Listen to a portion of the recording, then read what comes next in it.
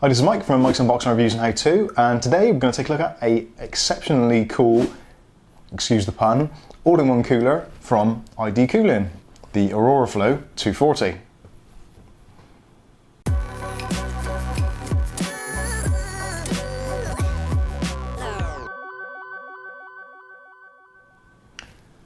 Okay, so if you've been following the channel and you've been looking at my other budget builds and budget equipment, then you'll know that the budget end of the market is where I'm firmly entrenched. Now this one come up as a exceptional deal on Amazon UK. Now I actually paid for this £44.95, including shipping, which was a fantastic bargain.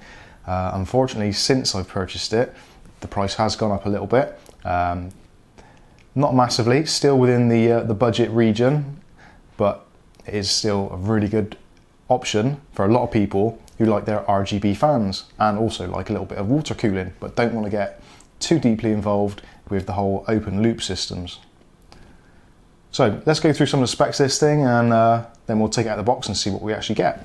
So specification wise, radiator size, which is quite important for people on a budget, because obviously your case may or may not be a little bit cramped, so will this actually fit in your chassis? So size wise, you're looking at 277mm by 120mm by 27mm, so 27mm deep. You're looking at 120 wide and 277 long. Now the water block itself, it's quite small actually. It's a 68mm by 65mm by 43mm, so should fit in most systems without obstructing anything like VRMs or memory modules or anything like that, which is often the case with large tower coolers on the air cooling side of things.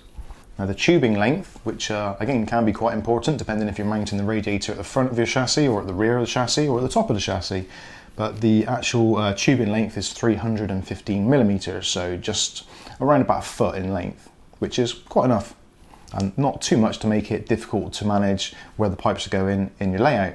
Now the pump itself, you've got a speed of up to 2300 RPM, which again is fully adjustable in your BIOS. And noise level, which again is quite important, is 25 decibels, which isn't particularly loud, so even at full pelt you shouldn't really be able to hear the pump whining away. Now they say the pump's life expectancy is 50,000 hours. Whether or not you're going to have your system and your rig on for that amount of time, well, that's entirely up to you if you leave it on all day. Actually, how long would that take? No, I can't think off the top of my head, but basically it's going to last you a long time, despite the budget nature of the product. So what else do we get inside the box? We get two fans included. We get the motherboard RGB sync headers. The fans themselves are 120mm fans, so 120 by 120 by 25mm depth. Now the fans themselves, they have a rotational speed 700 RPM to 1800 RPM, again, which is adjustable by your fan controllers, etc. What else? We've got static pressure, whether or not that's interesting to you or not, is 2.5mm H2O, whatever that means, not a clue. Noise level of the fans themselves between 18 and 35 dB, which 18 dB is, well, inaudible, I think. Actually, most of that is probably inaudible. What else we got? So the bearing in the fans are hydraulic bearings, so again, they should last quite a long time. So that's pretty much the specs taken care of. Socket compatibility. So Intel, you're looking at pretty much everything from LGA 2011 down to LGA 775. Although why you'd want to use a water cooler on an LGA 775, I'm not entirely sure. Maybe some of the older chips, such as, I'm trying to think actually. I can't really think of a 775 chip which would require that level of cooling. But anyway, it's on the box, it will fit it, so if you feel that way inclined, then you can certainly install this in your system. AMD wise, so got support for the latest AM4 brackets, which is great news because there's a lot of coolers on the market which don't still include an AM4 bracket. Now in 2018, when AM4 has been out for quite a long time, there are still some versions of all-in-one coolers that don't have that bracket, which seems odd to me. But anyway, I digress. So AMD, you've got AM4, FM2, FM2 Plus, FM1, AM3, AM3 Plus, AM2 and AM2 Plus. Again, why you'd want to use this kind of cooler on an AM2 Plus, Lord only knows, but still it's an option. So basically you've got pretty much every single base covered there. The only glaring omission is the thread ripper. But again, if you're using a thread ripper, you're possibly going to be using a slightly more elaborate cooling system anyway, so not a massive loss, and again, at the price point, you can't really expect that. So that's the specs out of the way. Let's take this thing out of the box and see what we actually get. So first up, we get a user manual. Now that is quite a large user manual, and you've got English and I think it's Chinese instructions in there, and it's all quite nice pictures, so you should be able to work out what you're doing. In my opinion, a very well laid out manual. So that's all good, we like that. So what should we go for next? Let's go for one of the fans. So you get two of these fans in the box. Now these are known as AURAFLOW fans, I believe. So on the fans themselves, you get a see-through or opaque fan blade, which will help to dissipate the RGB lighting, which is built into the central hub of the fan. So the light is concentrated in the middle and disperses outward, and also the opaque ring around the outside edge also will pick up some of that colouring. Now, connector-wise on the fans, you have two connectors. So one of which is a 4-pin PWM connector, and on the other end, or the other cable, is a 4-pin RGB connection. Now these are designed to be used essentially in conjunction with the kind of ASUS or MSI Aurora or Mystic Sync software. You can actually use them as a standalone kit. You don't have to have RGB outputs on your motherboard. There is a controller actually included, which I think is in this box. Yeah, in this box. So what we have here, so if you don't have RGB on your motherboard, you can plug that into a Molex connector, and depending on which color you want your fans and the pump to illuminate, you connect whichever color you want to the RGB. So if you want green, connect that one. If you want blue, you can connect that one. And if you want red, you can connect that one. So non-RGB systems catered for as well. So I say we get two of these fans, so put those to one side for the moment. What else do we get? Right, this is a really nice inclusion actually. This is your RGB splitter. So you plug one end into the RGB header on your motherboard, and then you've got quite a long cable which then splits into 4 RGB outputs. So in this particular instance, you could have two fans connected on two connectors. The third one will be for the pump, and the fourth one then leaves you the option of having an additional RGB strip or another fan or whatever the case may be. So that's a nice inclusion that you can actually have a little bit of extra even with the included kit. So that's that bit. What else should we go for? Right, let's go for the fittings.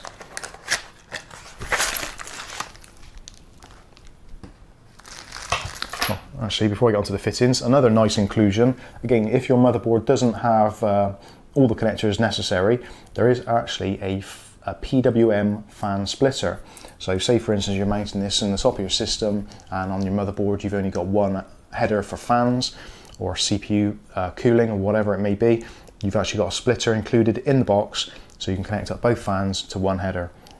Again, nice little touch. Not a lot of companies would do that. Normally you'd have to buy it as an extra or add it to your Amazon basket as another little add-on item, or you'd forget about it completely, go to install it and then think, oh crap, then go onto Amazon and add it to your basket and wait for it to be delivered. But in this case, everything is included in the box, which I think is great, especially again for the price. I paid £45 for this. If you take into account the pricing of the individual bits, so an RGB splitter, I know, £2 or £3. Sorry, fan splitter, £2 or £3. RGB splitter, maybe £10, as much as £10.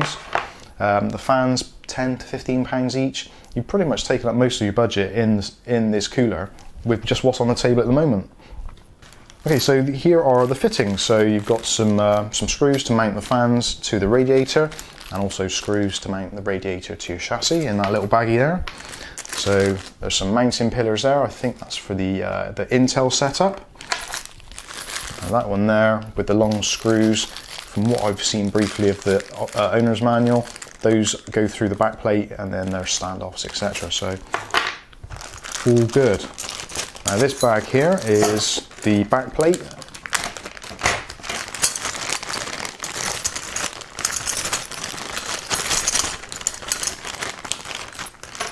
So there you've got a universal back plate, which is suitable for all the sockets included, so you don't have to worry about changing back plates. There's just one back plate to make use of. Now there's individual holes all around the outside for the various different socket types.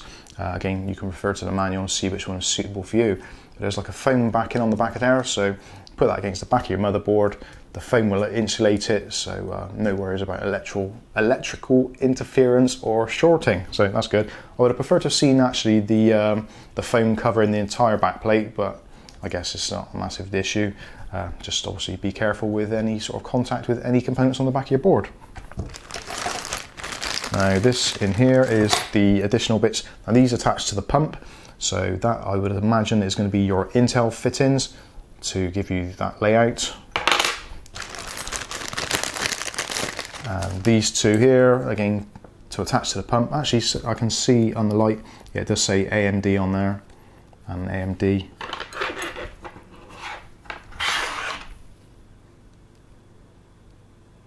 That one's got an eye on it, so that must be for Intel. Bit of cost cut in there, didn't stamp the whole name on it. So there's your AMD brackets, top and bottom. And there's 4 screws in there which would attach that to the pump.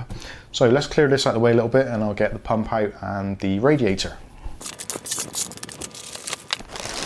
Okay, so first of all, let's have a look. There is the radiator. Just drop something. So we've got a nice radiator, nicely spaced out fins, and on that side you've got the ID Cooling logo, which is quite nice. And for those of you that might be mounting it the other way round, you've also got an ID Cooling logo, again, which is quite nice. Quite a nice thin radiator, shouldn't be a problem mounting in the tightest of spaces. So here is the pump assembly. And actually, speaking of the actual cabling has got a braiding around the outside of the cabling, the piping. There's quite a nice kind of, I'm not sure if you can pick it up very well on the camera, but it's a very kind of, it's almost like a silvery grey, not your normal kind of dull black or whatever it is, but it gives a nice touch, and actually, depending on the angle, it does actually reflect the light quite nicely. So that's quite nice. So you've got flexible mountings on the pump, so if you want to angle them out of the way or whatever you want to do. So I'm not sure how far around that goes. I think it's probably a 360 degree connection. So that's cool. On the actual pump itself, now we've got on there, you can see there's an ID Cooling logo in the middle. Now, some of you probably haven't seen ID Cooling before. I think they're pretty much mostly based in kind of Malaysia, Philippines, that kind of thing. But they seem to be breaking into the European and US markets. There's very limited actually. I did have a look on Amazon US, and ID Cooling don't have very many products on their listings. They've got I think it's the FrostFlow 120, and that's about it at the moment. But the UK version and I think the European version of Amazon have got quite a few different models of this. So there's the FrostFlow, the AURAFLOW, and I think there's the ChromaFlow, which is essentially the same thing but has addressable RGB rather than just your regular RGB. Anyway, I'm digressing. So you've got the ID Cooling logo in the middle, which lights up, and around the outside edge there you've also got another illumination ring, which again, because you've got the RGB connection, you connect it to your RGB connector, and then you can synchronize all your lighting. So for me, in my particular instance, I've got the ASUS X370 Pro, the Prime board, with built-in ASUS Aurora RGB. So I'm going to be connecting into that so I can synchronize my G-Skill RGB RAM with all these bits and pieces rather than the current kind of mismatch that I've got in there at the moment. Now, for reference purposes, when I'm going to be doing the cooling characteristics of this in a little bit, the current radiator setup I've got in there is the Maelstrom, which is that one there, the Maelstrom 120EX from Deepcool. Now that's a 120mm radiator with RGB. Unfortunately, the RGB on that one doesn't have any options of sort of tying it in with the motherboard, so it goes off and does its own RGB thing while my RAM does its RGB thing and the motherboard's doing something else as well. So it's all kind of like a unicorn puke of RGB going on in there at the moment. So hopefully this is going to make this so it looks like one complete RGB controlled setup. So that is the pump. Again, you've got the connectors. For the actual pump itself, there's only a 3-pin connector for kind of DC power. So in your BIOS, you check it, change it to DC rather than PWM for the fan speed controller, which I think is pretty much normal for most RGB, for most water cooling fans. Again, there's the RGB connector, so that's all good. And actually there's quite a good length on that RGB connector and also the pump connector. So depending where your connector is going to be, you should find it quite easy to hide the wiring. Now, the only thing I have noticed with these RGB cables is what they've done for safety's sake, they've actually marked one of the cables as being a different color from the other three to designate which one is the 12 volt, which for the kind of the aesthetic value of it is a little bit off really. It would have been nice to have seen it being completely black, rather than, if you're trying to hide the cables, you don't want anything to kind of go against that contrast to highlight where the cables have been routed. But again, it's a very minimal, it's almost like a browny colour rather than red, so it should hide quite well in most systems.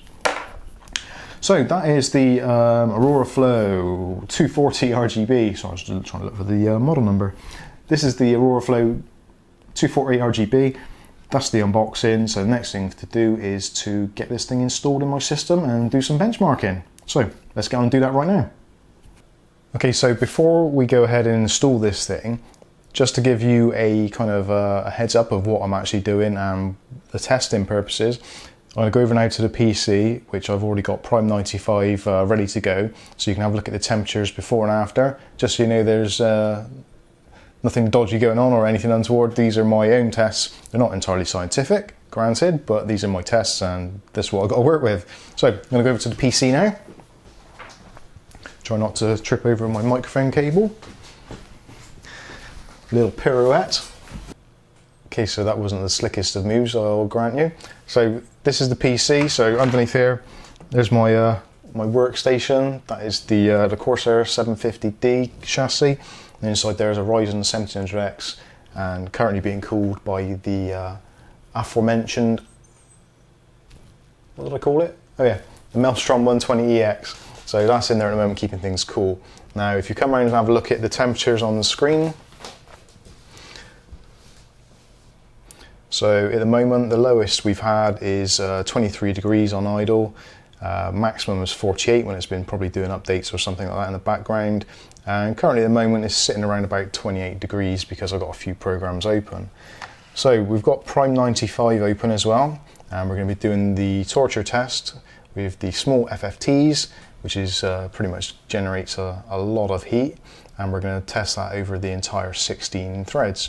So I'm going to click OK, and let's see if the how much the temperature builds up. So immediately we've jumped up into the high 50s,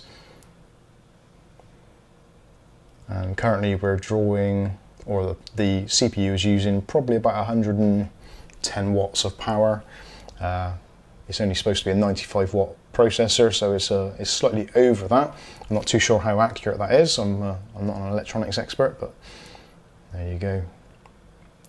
So the fans are kicking in and starting to generate a little bit of heat now, and it's gradually climbing. Now I would expect under normal circumstances this will probably top out around about the high 60s, maybe touching 70.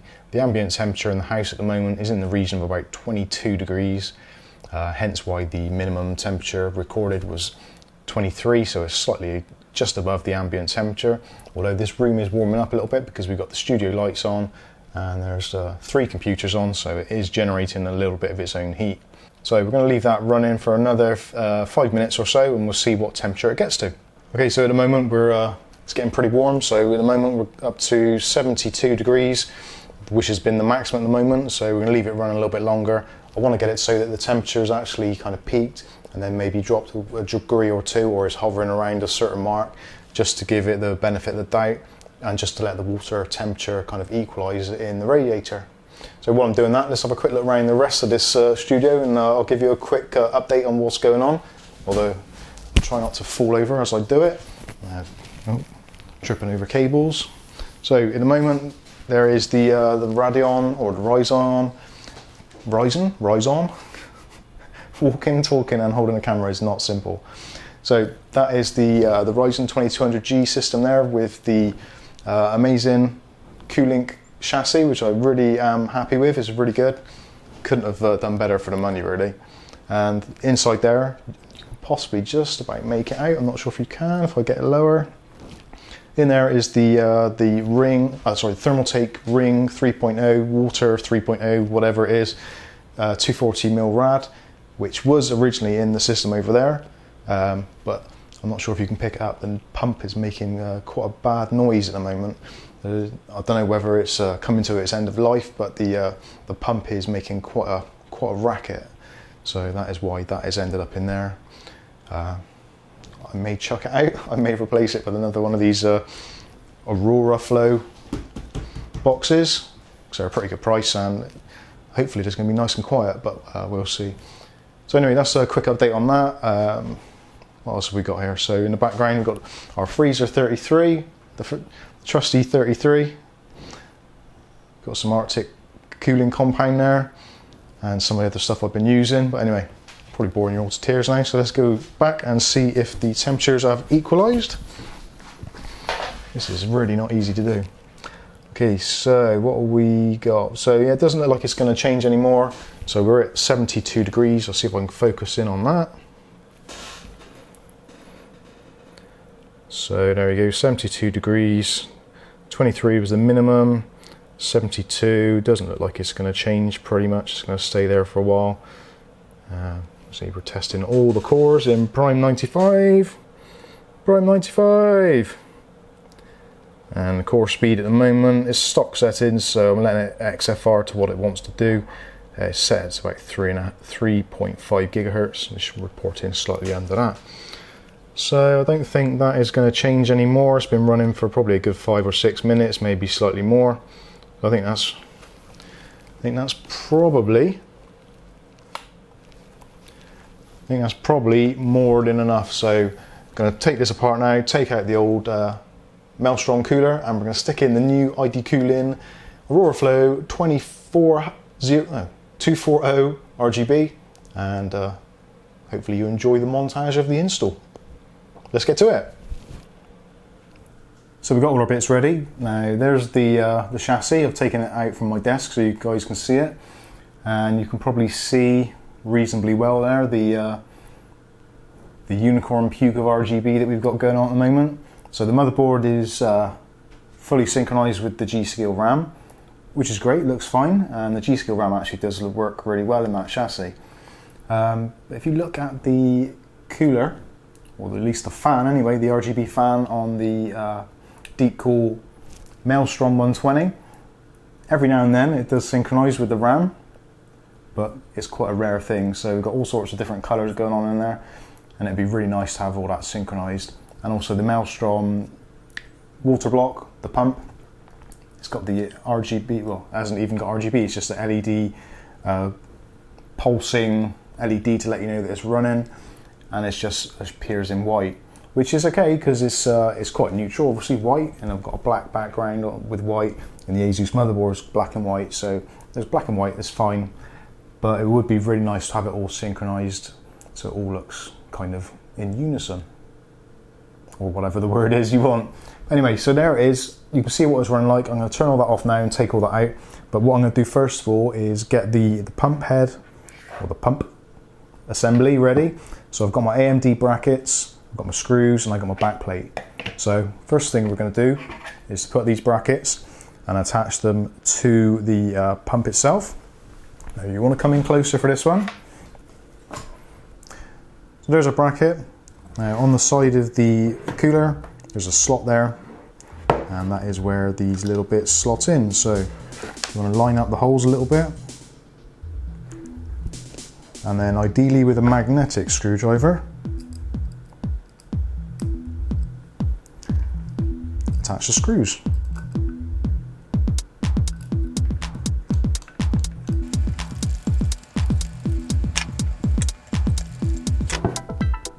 And then just repeat the procedure for the other side. Okay, so now we need to attach the fans to the radiator. This is pretty straightforward to do. Our little bag screw, bag screw.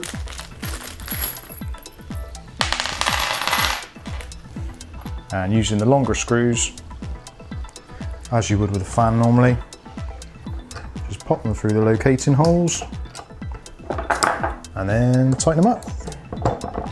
If you leave them a little bit loose when you first put them in, it gives you a little bit of wiggle room to get the rest of the screws in. make sure it's all lined up nicely.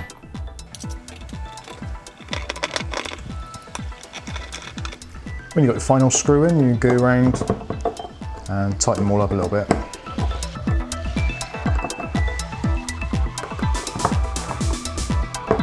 These fans are pretty nice. There's like a little rubberized edge on both sides to take out any of the slack, and also will help with any vibrations. So I'm going to go ahead now and tighten up the second fan, and then we can start taking apart the PC.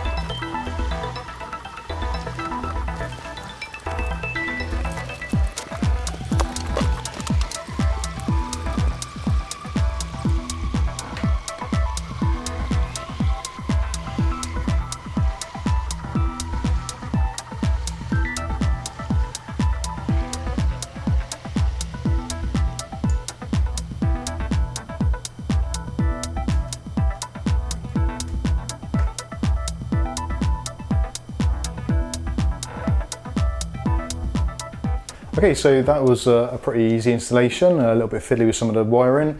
As you can see, it could be orientated a little bit better in there. Something I maybe have to have a look at a later date, but time's running on, so I thought I'd get this wrapped up as quickly as I could. But you can see there, it's all installed, got the wires in, and at the moment it is using the ASUS Aurora Sync software, and at the moment it's in the default color cycle mode.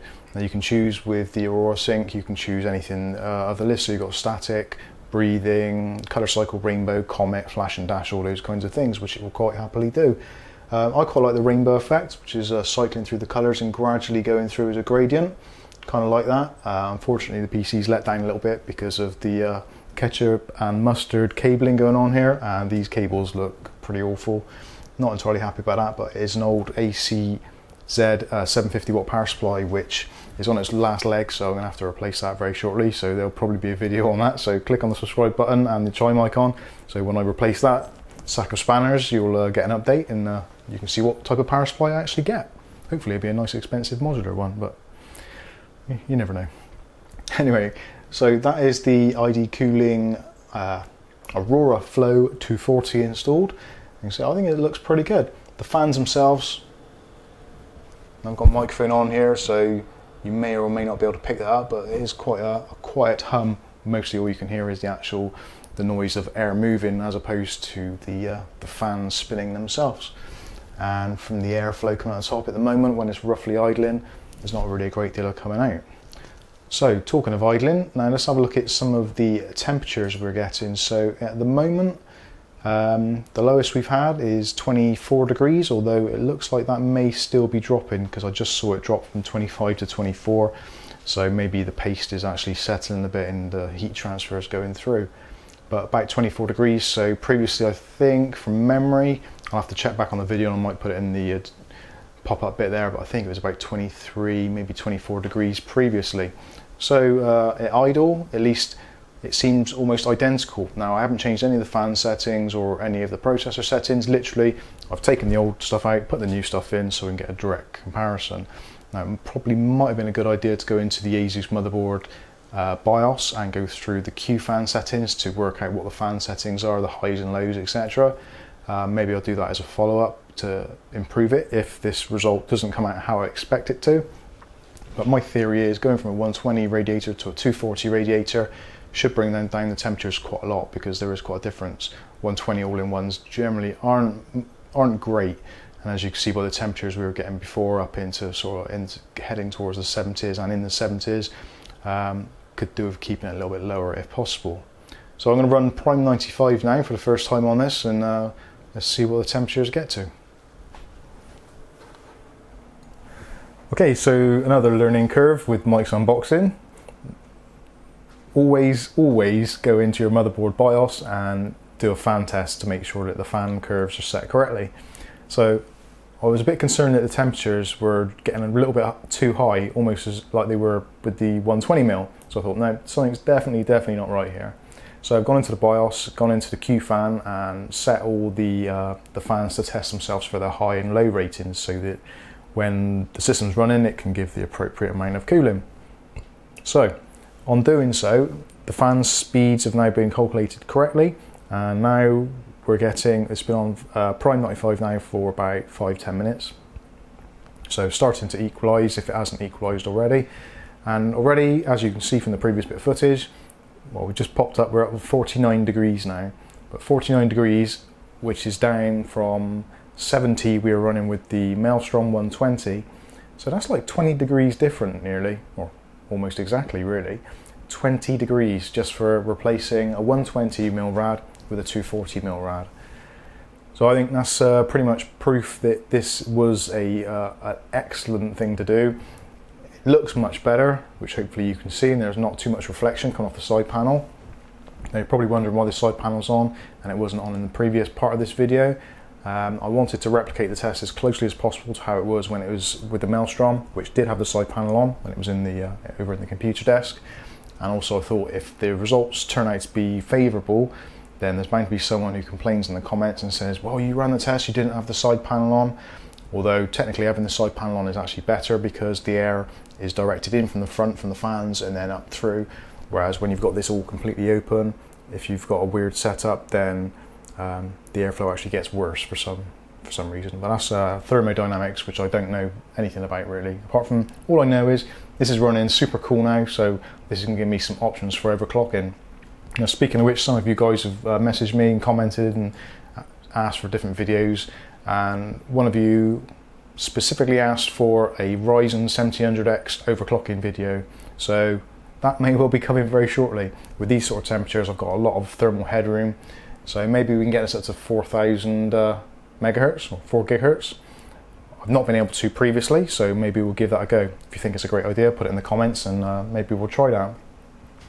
But that pretty much wraps up this video. So conclusion is where is it? Can you find the box? It's over there. That's why I can't find it. So the ID cooling, the AURAFLOW 240 is an excellent cooler. Now whether it compares well to the branded options, such as kind of like your Corsairs and things like that, I don't know, because I haven't got one to test. But all I know is this has dropped about 20 degrees in a very similar ambient condition, and I'm really impressed. And better still, the RGB implementation now looks a lot more polished, and it's all synchronized, which I'm happy with. The only thing I could do with now is another one of those fans to go on the back, just to give it a bit more colour, and maybe another two on the front. Hey, who knows? But ID cooling, if you're watching, feel free to send me some stuff and I'll increase what I've got in here. But anyway, I'm driven on far too much. So this has been the AURAFLOW 240. I've been Mike, this is Mike's Unboxing Reviews and How To. If you like this video, click on like. If you dislike the video, click on dislike. If for some reason your thoughts are a little bit more complicated than that or that, then put them in the comment section below and then we'll have a discussion about it. But in the meantime, we'll catch you again in the next video. Thanks for watching.